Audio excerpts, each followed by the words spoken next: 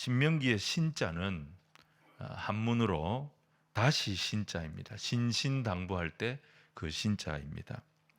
영어로는 듀트로노미라고 부릅니다. 그 뜻은 두 번째로 주신 계명이라는 뜻입니다. 그러니까 다시 주신 계명이라는 겁니다. 그래서 신명기의 핵심, 신명기의 정신은 반복에 있습니다. 이 반복을 신명기 1장 5절에서는 어떻게 표현을 했느냐? 모세가 요단 저쪽 모압 평지에서 이 율법을 설명하기 시작하였더라 그랬습니다. 모세가 율법을 다시 설명하면서 가나안 입성을 앞둔 백성들이 이 율법을 또 생각하게 됐다는 것입니다. 이 율법을 이미 시내산에서 받았던 그 조상들이 받았던 이 율법을 다시 묵상하게 되었다는 것입니다. 그래서 신앙생활이라고 하는 것은 한 번 말씀 듣고 끝나는 것이 아닙니다. 들은 말씀을 듣고 또 듣고 듣고 또 듣고 반복해서 계속 들어야 한다는 것입니다. 거기서 생명이 나오는 것입니다. 그러면서 신명기 6장은 이 들은 말씀을 들을 때에 성도에게는 두 가지 태도가 필요하다. 이걸 말씀하고 있습니다. 첫 번째는 듣고 순종해야 성도는 산다는 것입니다. 4절 말씀을 우리 같이 한번 읽겠습니다. 시작. 이스라엘아 들으라. 우리 하나님 여호와는 오직 유일한 여호와이시니. 여러분 여기서 이스라엘아 들으라 그랬습니다. 여기서 듣는다는 것은 영어로 말하면 hear, 그냥 흘려 듣는 것이 아닙니다. 아무 생각 없이 듣고 있는 것이 아닙니다. 여기에 듣는다는 것은 listen, 경청해서 듣는다는 것입니다. 귀 기울여 듣는다는 것입니다. 여러분 일단 들으려고 한다는 것은 무엇입니까? 그 마음 자세가 겸손하다는 것을 의미합니다. 겸손한 사람이 듣습니다. 뭔가 배우려고 하는 사람은 겸손한 사람입니다. 그런데 교만한 사람은 배울 마음이 없어요. 그래서 들으려고 하지 않는 것입니다. 여러분 그런 겸손의 마음으로 듣기 시작하면 어떤 마음이 생기느냐? 순종의 마음이 생기는 것입니다. 그래서 그 하나님의 말씀을 순종함으로 받을 때 우리가 말씀을 지키는 줄 알았는데 어떤 체험을 하게 되느냐? 그 말씀이 살아서 나를 지키는 체험을 하게 되는 것입니다. 여러분 이 모든 체험, 이 모든 역사의 시작이 뭐냐? 그것은 듣는 것에서부터 시작이 된다는 것이죠. 그래서 앞장인 신명기 5장 1절을 보면 이렇게 말씀합니다. 우리 같이 한번 읽겠습니다. 시작. 모세가 온 이스라엘을 불러 그들에게 이르되 이스라엘아 오늘 내가 너희 귀에 말하는 규례와 법도를 듣고 그것을 배우며 지켜 행하라. 여기서 배우며, 이 배우는 게 겸손이에요. 겸손한 사람이 배웁니다. 그리고 지켜 행하라. 지켜 행하는 사람이 순종의 사람이에요. 그래서 인생의 성패는 이 신명기를 보면 결국 어디와 어디에 달려 있느냐? 겸손할 수 있느냐? 순종할 수 있느냐? 겸손과 순종에 달려 있다. 이게 어디서 시작이 되느냐? 듣는 태도에서 시작이 된다는 거예요. 들음에서부터 시작이 되는 거예요. 자, 그럼 무엇을 들어야 하느냐? 4절 들으라 이스라엘에 이어지는 말씀이 우리 하나님 여호와는 오직 유일한 여호와이시니 라고 했습니다. 여러분 10계명의 제1계명이 어떻게 되어 있습니까? 너는 나 외에는 다른 신들을 내게 두지 말라 이렇게 되어 있어요. 여기에 나 외라고 하는 말씀의 의미는 내 앞에라는 뜻입니다. 그래서 10계명의 첫 계명, 이 1계명은 어떻게 되는 계명이냐? 너와 나 사이에 내 앞에 아무것도 없게 하라는 것입니다. 하나님과 나 사이에 아무것도 없고 내 앞에 누가 있느냐? 우리 앞에 누가 계시냐? 오직 여호와 하나님 그분만, 유일하신 하나님 그분만 계시게 하라는 것입니다. 이스라엘아 들어라. 무엇을 들으라는 것입니까? 네 앞에 계신 유일하신 여호와 하나님, 그분이 말씀하신다. 그분의 말씀을 듣고 또 듣고 듣고 또 듣고 그분의 말씀을 들어라. 바로 이게 1계명인 것입니다. 나는 누구의 말을 지금 듣고 있습니까? 누구의 말에 귀 기울여 경청하고 있습니까? 여러분 우리 영혼의 성패가 어디에 달려 있느냐? 오늘 내가 누구의 말을 듣고 있느냐? 여전히 내 고집을 따라 살고 있느냐? 사람의 말을 듣고 있느냐?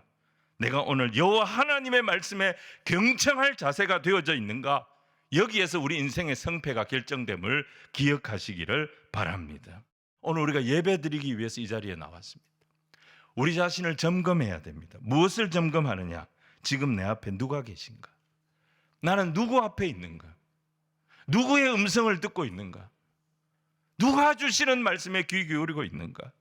정말 내가 내 앞에 계신 하나님의 말씀, 생명의 말씀을 듣고 있다면, 그 말씀을 묵상하며 산다면 우리가 앞으로 어떻게 살게 되느냐? 그게 신명기 6장 5절이에요. 너는 마음을 다하고 뜻을 다하고 힘을 다하여 내 하나님 여호와를 사랑하라. 이 힘이 생기는 거예요. 다하고 다하여 세 번이 반복이 됩니다. 무슨 뜻입니까? 여호와 하나님을 사랑하게 되는데 거기에 우리의 인생을 걸게 되는 거예요. 내 마음을 다하고 내가 가진 모든 뜻을 다하고 내 힘을 다하여 여호와 하나님을 사랑하게 된다는 거예요. 그러면 우리가 이 귀한 하나님의 말씀을 어떻게 들어야 하느냐?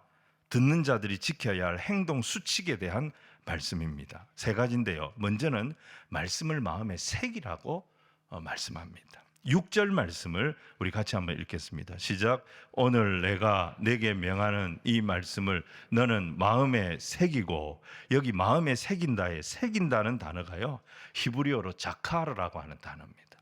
기억하다 이런 뜻도 있는데 원 의미는 뭐냐면 칼이나 날카로운 이 쇠필로 돌에다가 긁어서 새기는 것을 말합니다. 반복하고 반복해서 계속 말씀을 듣다 보면, 묵상하고 묵상해서 계속 말씀을 묵상하다 보면 어느새 내 마음판에 새겨진다는 것입니다. 그 말씀이 새겨진다는 것입니다. 이걸 누가 해야 되느냐? 우리가 해야 되는 거예요. 이걸 누가 해야 되느냐? 자식들에게 말하기 전에 부모들이 해야 된다는 거예요. 부모가 먼저 말씀을 가까이 하고, 부모가 먼저 말씀을 마음에 새기고, 부모가 그 말씀을 따라 사는 습관을 가져야 한다는 거예요. 그리고 그 다음에 뭘 해야 되느냐? 자녀들에게 반복해서 가르치라는 것입니다. 최고의 공부는 학습이에요. 최고의 공부는 가르치는 거예요. 가르치는 거. 여러분, 가르칠 수 있게 됐을 때 그 내용을 자기가 숙지한 거예요. 공부는 열심히 했는데 가르치려고 하다 보니까 안 돼요. 그건 자기가 소화가 안 된 거예요. 자, 7절 말씀을 우리 같이 한번 읽겠습니다. 시작. 내 자녀에게 부지런히 가르치며.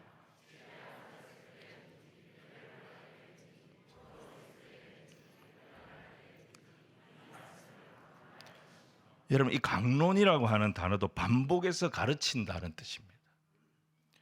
여러분, 교육이라고 하는 것은요, 기본적으로 이해력을 키워주는 것입니다. 잘 가르쳐서 이해를 시키는 거예요. 이해를 했다면 그 반응이 뭐냐? 요약할 수 있어야 합니다. 아무리 두꺼운 책을 읽어도 한 5분 만에 그 책의 내용이 뭔지를 딱 요약해내는 것이 뭐냐? 이해했다는 것입니다. 여러분, 요약까지 했다면 어디까지 가야 되느냐? 자기가 이해한 내용을, 요약한 내용을 다른 사람에게 정확하고 쉽게 전달할 수 있어야 하는 것입니다. 이해하고 요약해서 정확하게 전달까지 할 수 있으면 그게 뭐죠? 제대로 학습이 된 거예요. 제대로 교육이 된 것입니다. 그리고 마지막 세 번째는 뭐냐? 그 말씀이 온 집안의 문화가 되고 정체성이 되게 하라는 거예요. 8절 9절 말씀을 우리 같이 읽겠습니다. 시작. 그것을 내 손목에 매어 기호를 삼으며 내 미간에 붙여 표로 삼고 또 내 집 문설주와 바깥문에 기록할지니라. 그래서 지금도 보면 이 유대인들, 이 랍비들 손목과 미간에 쉐마 말씀을 담은 이 성구함을 붙이고 다니는 것을 보게 됩니다. 그걸 우리가 테필린이라고 부르지요. 손에 이렇게 맵니다. 손은 신체적인 활동을 의미합니다. 미간은 머리에 있잖아요. 이 눈과 눈 사이. 이 미간은 두뇌 활동을 의미합니다. 지적인 활동이죠. 신체 활동은 눈에 보이는 활동입니다. 두뇌 활동, 지적인 활동은 눈에 보이지 않는 활동입니다. 어떤 활동을 하든지, 보이는 활동을 하든 보이지 않는 활동을 하든 하나님의 말씀을 기억하고 이 말씀을 잊지 않도록 하라는 겁니다. 그리고 문설주와 바깥문에 붙이는 작은 이 말씀 상자를, 말씀 박스를 메주자라고 부릅니다. 메주자라는 말 자체가 문설주라는 뜻입니다. 유대인들은 자기가 사는 집안의 모든 문과 대문의 그 양쪽 기둥에 이 메주자 박스를 붙여 둡니다. 이 박스 안에 뭘 넣어놓느냐? 이 신명기 6장 4절로 9절 같은 이 쉐마 말씀들을 넣어 둡니다. 그리고 그 출입구를 통과할 때마다 이 메주자 박스를 만지면서, 그 만지고 자기 입술에 만진 손을 갖다 대면서 이 말씀을 기억하는 거죠. 이런 문화와 전통을 만들어서 뭘 하자는 겁니까? 온 가족이, 온 가정이 우리가 하나님의 백성이라고 하는 정체성을 이어가도록 하라 하는 것입니다. 자, 오늘 큰 두 번째, 듣고 거절할 줄 알아야 풍성해진다는 거예요. 듣고 순종할 때 우리가 살게 되고, 거절할 때, 하나님 말씀을 듣고 끊어야 될 것 끊어버리고 거절해야 될 것 거절할 때 우리의 삶이 풍성한 삶이 된다는 것입니다. 여러분, 신명기 6장 10절 이후의 말씀은 이 가나안에 들어가는 이 가나안 정복 세대가 가나안 땅에서 누리게 될 풍요와 축복에 대한 말씀이에요. 근데 이건 설명이 안 되는 축복이라는 거예요. 여러분, 설명이 안 된다는 말이 무슨 말입니까? 무슨 일이든지 인푸트가 있어야 아웃푸트가 있는 거예요. 자기가 노력하고 수고한 게 있어야 열매를 얻는 거예요. 이게 정상이잖아요. 근데 내가 노력한 게 없어요. 내가 한 게 없다고. 근데 내가 혜택을 누리는 거예요. 내가 은덕을 누리는 거예요. 이게 뭐지? 이게 설명이 안 되는 축복이에요. 자, 10절과 11절을 우리 같이 읽겠습니다. 시작. 내 하나님 여호와께서 내 조상 아브라함과 이삭과 야곱을 향하여 내게 주리라 맹세하신 땅으로 너를 들어가게 하시고 네가 건축하지 아니한 크고 아름다운 성읍을 얻게 하시며 네가 채우지 아니한 아름다운 물건이 가득한 집을 얻게 하시고 내가 파지 아니한 우물을 차지하게 하시며 네가 심지 아니한 포도원과 감람나무를 차지하게 하사 내게 배불리 먹게 하실 때에, 자기들이 한 게 없어요. 자기들이 건축하지 않았어요. 자기들이 채우지 않았어요. 자기들이 파지 않았어요. 자기들이 심지 않았어요. 근데 그걸 다 누리는 거예요. 이게 뭐지? 이 가나안 세대는 축복의 세대입니다. 출애굽 세대는 출애굽을 위해서 얼마나 눈물로 기도했습니까? 애굽에서 얼마나 고생했어요. 겨우 출애굽했습니다. 광야 세대 40년 동안 광야에서 얼마나 고생했습니까? 근데 그들이 누리지 못한 것을 가나안 세대는 아무것도 한 게 없는데 누리게 되는 것이에요. 이런 것을 얻게 될 때, 이런 것을 누리게 될 때, 건축하지 않은 집에 들어가고 아름다운 물건이, 내가 채우지 아니한 물건들이 집에 가득하고 내가 파지 아니한 우물을 먹게 되고 내가 심지 않은 포도원의 감람나무의 열매를 얻게 되고, 이런 설명할 수 없는 축복을 누리게 될 때 어떻게 해야 되느냐? 까불지 말라는 거예요. 교만하지 말라는 거예요. 네가 똑똑해서, 네가 잘나서, 네가 뭐 잘해서 그렇게 된 걸로 착각하지 말라는 거예요. 자, 우리 12절, 13절 말씀을 같이 읽겠습니다. 시작. 너는 조심하여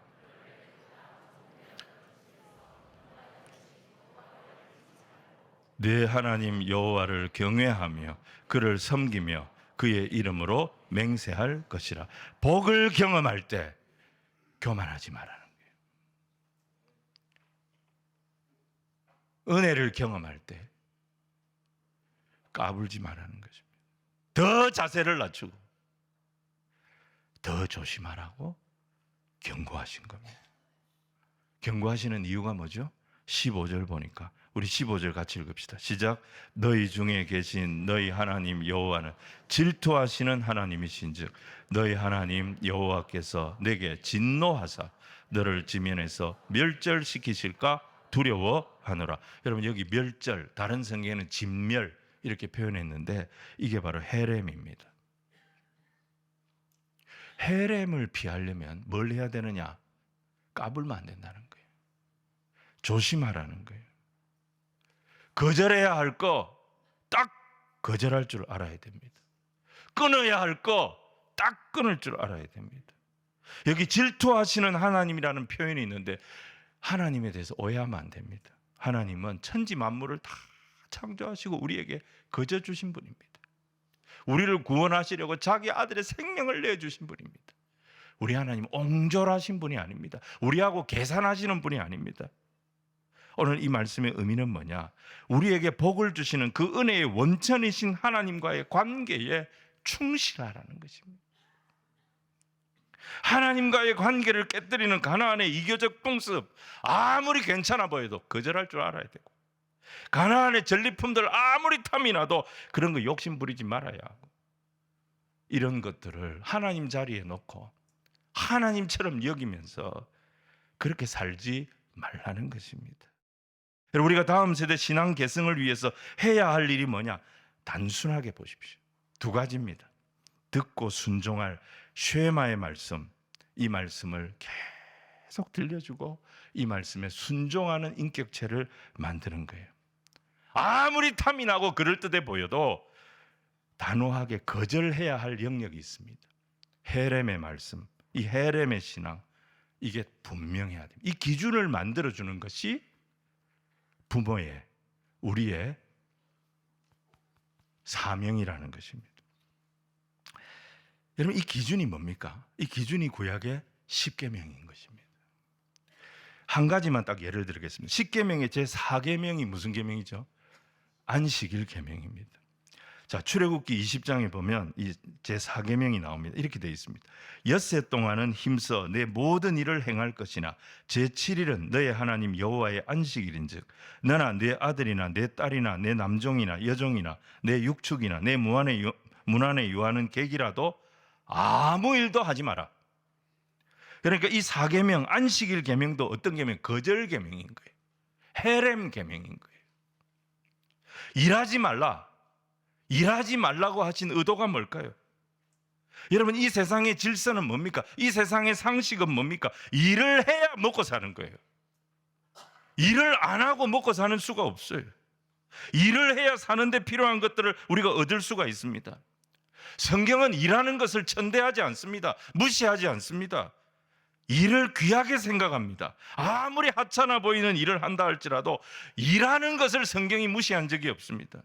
오히려 일하지 않는 자를 먹지도 말라고 책망하셨습니다. 그런데 안식일은 어떤 날입니까? 그 일을 거절하는 날이라는 거예요. 그 일을 거부하는 날인 거예요. 결과를 만들어내려면 원인을 제공해야 되는데 결과를 만들어내기 위해서 원인을 제공하는 그것을 내가 하지 않는 거예요. 내가 하지 않는 날이 안식일이에요. 그럼에도 불구하고 우리가 이 안식일에 무엇을 얻게 되느냐? 생명의 기쁨을 누리게 됩니다. 구원의 감격을 얻게 됩니다. 성결의 은총을 누리게 됩니다. 이 모든 것이 안식일에 이루어진다는 것입니다. 출애굽기 20장 11절에 뭐라고 말했어요? 나 여호와가 안식일을 복되게 하여 그날을 거룩하게 하였느니라. 생명을 내가 만들 수 있습니까? 구원을 내가 만들 수 있습니까? 성결을 내가 만들어낼 수 있습니까? 이건 내가 만들 수 있는 영역이 아닙니다. 가장 중요한 것은 내 노력으로 만드는 것이 아니라 하나님의 은혜로 부어지는 것입니다. 이게 안식일의 정신, 이걸 깨달으라는 것입니다. 여러분, 우리가 이 세상에서 힘을 써서 얻을 수 있는 것은 생존과 관련되는 것들입니다. 근데 그 생존의 근원이 되는 생명, 이 생명을 지키기 위해서 생존을 위하여 열심히 일도 하고 수고하는데 그 생존의 근원이 되는 생명은 내가 만들 수 있는 게 아닙니다. 영원한 생명, 하물며 이 영원한 생명은 생명의 근원 대신 하나님을 믿고 그분께 나를 맡겨드릴 때 오직 하나님의 은혜로 얻게 되는 것입니다. 말씀 정리하겠습니다. 마태복음 22장 32절에 예수님은 하나님 이렇게 소개했습니다. 자, 우리 같이 한번 읽겠습니다. 시작. 나는 아브라함의 하나님이요 이삭의 하나님이요 야곱의 하나님이로라 하신 것을 읽어보지 못하였느냐? 하나님은 죽은 자의 하나님이 아니요 살아있는 자의 하나님이시니라 하시니, 여기서 살아있는 자가 어떤 자입니까? 바로 오늘 말씀과 연결이 됩니다. 쉐마의 말씀, 우리가 들어야 할 말씀, 그 말씀은 적극적으로 듣는 거예요. 그리고 그 말씀을 묵상하고 또 묵상하고, 그래서 그 말씀에 내가 순종할 줄 알아야 하는 것입니다. 그 사람이 살아있는 사람이에요. 또 하나는 헤렘의 말씀, 단호하게 끊어버려야 될 말씀, 거절해야 될 말씀. 그것은 끊어버릴 줄 아는 사람, 거절할 줄 아는 사람, 그 사람이 바로 살아있는 사람입니다. 우리 자녀들 어떻게 키우는 게 건강하게 키우는 것이냐, 복잡하게 생각할 필요가 없습니다. 쉐마의 말씀은 항상 듣고 묵상하고 순종하는 거룩한 습관을 길러줘야 합니다. 거룩한 습관에서 신자의 실력이 나오는 것입니다. 그 습관이 우리 자녀들을 지켜낼 것입니다. 그러면 우리 자녀들은 사는 것입니다. 어디 갖다 놔도, 어떤 상황 속에서도 당당하게 살아내는 그런 자녀들이 되어질 것입니다. 그리고 헤렘의 말씀, 하나님 진멸하시고 질투하시는 하나님이 싫어하신다. 그 말씀은 딱 거절하는 것입니다. 끊어버리는 것입니다. 아무리 욕심이 나고 아무리 탐이 나도 딱 끊어버리는 거예요. 죄와 유혹을 거부하고 하나님의 말씀은 왕성하게 받아들이고, 그런 자녀로 키울 때 그 자녀가 어디에서든지 살아남고 그곳에 하나님의 나라를 세우는 진정한 번성의 주인공, 풍성한 생명을 경험하는 그런 자녀들이 되어질 줄로 믿습니다. 이런 자녀들이 되도록 우리 부모된 자들이, 조부조모된 저희들이 본을 보여야 하는 것입니다. 모범이 되어야 하는 것입니다.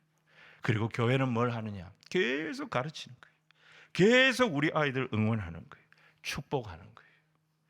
기도로 양육하는 거예요. 기도해주고 축복해주고 가르치고, 기도해주고 축복해주고 응원해주고 가르치고. 그렇게 할 때 이 아이들의 영혼이 건강해지고 구별된 아이들로 자라게 되는 것입니다. 세상 보십시오. 완전히 우리는 지금 말세를 살아가고 있습니다. 이런 말세가 없습니다. 내한테 불리하면 합법도 불법이에요. 내한테 유리하면 불법도 합법이에요. 여러분, 정말 이런 시대를 살아가는 우리 자녀도 어디에 기준을 두고 살아요? 어제 기준이 다르고 오늘 기준이 달라요. 이게 우리 기성세대예요. 여러분, 우리 자녀들 이 세상에서 이렇게 키우면 안 됩니다. 이런 세상에 휘둘려 살면 안 됩니다. 아브라함의 하나님, 이삭의 하나님, 야곱의 하나님이 나의 하나님, 산자의 하나님이라 그랬는데, 생명의 말씀은 받아들이고 하나님의 말씀이 아니면 딱 끊어버릴 줄 아는 그런 아이들로 자라게 할 때, 이 쉐마의 말씀과 헤렘의 말씀이 우리 자녀들을 어떤 시대에든지 지켜내는 능력의 자녀들 되도록 인도하여 주실 줄로 믿습니다. 우리 교회가, 우리 가정이 이런 복된 자녀들을 키워내는 축복의 통로가 되기를 주님 이름으로 축원을 드립니다.